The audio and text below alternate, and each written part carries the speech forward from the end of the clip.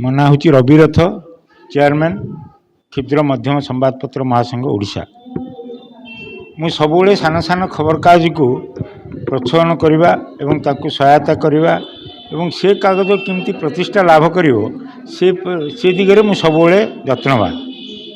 आपण मैंने जानते मु आज मध्य सभारे कही जे क्षुद्र संवादपत्र माने जो संवाद साधारण लोकंकर कथा लिखती बड़ खबर कागज माने संपूर्ण भाव से विफल होती। कहीं बड़ खबर कागज माने साधारण कथा लिखुना केवल कॉर्पोरेट हाउस रो संवाद एवं बड़ मंत्री विधायक एमान भाषण छड़ा से माने साधारण लोकंकर समस्या उपस्थापित करिवारे संपूर्ण भाव में विफल होती।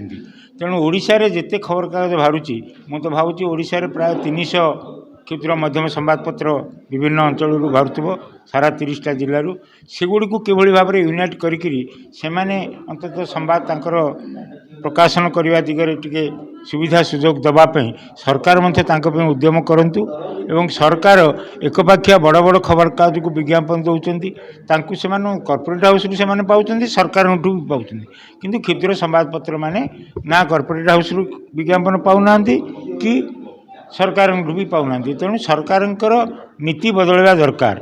आम चाहूँ क्षुद्र संवादपत्र मान को सरकार सर्वे करके कौटू कौन बाहर जो मैंने रेगुलर बाहर करत गोटे नीति नियम प्रणयन कर विज्ञापन दिंतु से ओडिया भाषा साहित्य संस्कृति सुरक्षा करने क्षुद्र संवादपत्र मान गुरुत्वपूर्ण भूमिका रही आसी।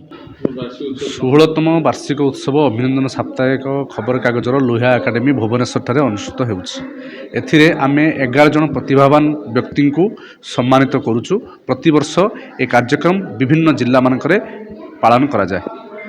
साहित्य को रुचि रखुवा लोक मानकु नेकी ये अनुष्ठान गढ़ी उठी। यह बालेश्वर प्रकाशित हुए फकीर मान जन्ममाटी प्रकाशित होकर आसुची दीर्घ 16 वर्ष धरिकी केवल आपण मानकर भल पाइबा और श्रद्धा सहानुभूति पाई।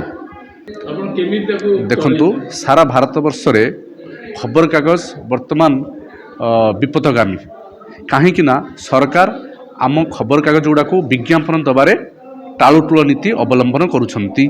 तेणु साप्ताहिक खबर कागज को मध्य सी कस्मिन काले आमको विज्ञापन दबारे विफल। तेणु खबर कागज बंचेकी रखिबा आम पई संभवपर हेउना। केवल आमे लोक मानकर भल पाइबा पाई ए खबर कागजटी बंचिकी अछि।